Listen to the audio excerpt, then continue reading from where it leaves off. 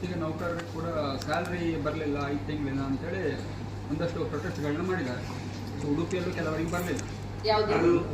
ನರೇಗಾ ಹೊರ ಗುತ್ತಿಗೆ ನೌಕರರು ಇರ್ತಾರಲ್ಲ, ನರೇಗಾ ಇಂಜಿನಿಯರ್ಸ್ಗೆ ಅದು ಕೇಂದ್ರ ಸರ್ಕಾರದಿಂದ ಹಣ ಬಿಡುಗಡೆ ಆಗಲಿ,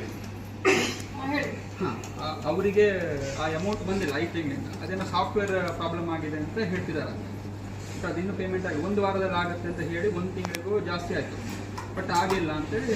ಈ ಮಾತಿನ ಈ ಉತ್ತರನ ದಯಮಾಡಿ ಎಲ್ಲರೂ ಪ್ರಚಾರ ಮಾಡಿ ಅಂತ ಹೇಳ್ತೀನಿ. ಯಾಕೆ ಅಂದ್ರೆ ಇದರಲ್ಲಿ ರಾಜಕಾರಣ ಇಲ್ಲ.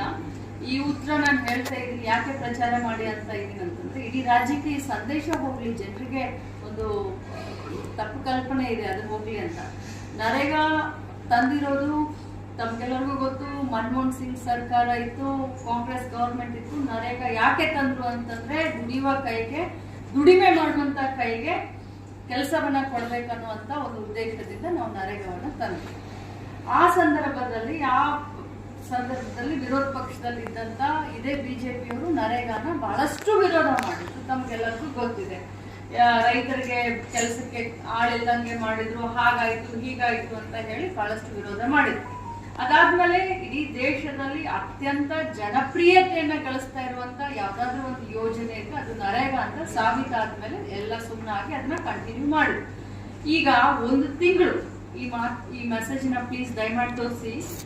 ಒಂದೇ 1 ತಿಂಗಳು ಗೃಹಲಕ್ಷ್ಮಿಯ ಹಣವನ್ನ ನಾವೇನಾದ್ರೂ ಸ್ವಲ್ಪ ಹೆಚ್ಚು ಕಡಿಮೆ ಮಾಡಿದ್ರೆ ಇದೇ ಬಿಜೆಪಿ ನಾಯಕರು ಬಂದು ಬೊಂಬಡ ಹೊಡ್ಕೊಳ್ತಾರೆ.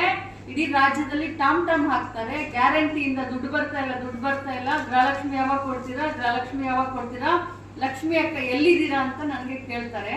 5 ತಿಂಗಳಾಯ್ತು, 1 ಅಲ್ಲ 2 ಅಲ್ಲ 3 ಅಲ್ಲ 5 ತಿಂಗಳಾಯ್ತು. ನರೇಗಾ ವರ್ಕರ್ಸ್ಗೂ ದುಡ್ಡು ಬರ್ತಾ ಇಲ್ಲ. ಏನು ಹೊರಗುತ್ತಿಗೆ ಆಧಾರದ ಮೇಲೆ ಕೆಲಸ ಮಾಡ್ತಾ ಇರುವಂತ ಇಂಜಿನಿಯರ್ಗಳಿಗೂ ದುಡ್ಡು ಬರ್ತಾ ಇಲ್ಲ. ಸುಮಾರು ದಿನದಿಂದ ನರೇಗಾದಲ್ಲಿ ಕೆಲಸ ಮಾಡ್ತಾ ಇರುವಂತ ಲೇಬರ್ ಕಾರ್ಡ್ ಇರುವಂತವ್ರಿಗೂ ಕೂಡ ದುಡ್ಡು ಬರ್ತಾ ಇಲ್ಲ.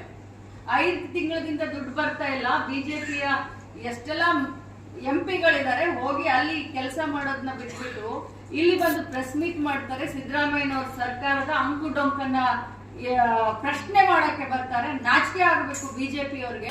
ಈ ವಿಡಿಯೋ ನಿಮಗೆ ಇಷ್ಟವಾದಲ್ಲಿ ಲೈಕ್ ಮಾಡಿ, ಶೇರ್ ಮಾಡಿ, ಸಬ್ಸ್ಕ್ರೈಬ್ ಮಾಡಿ.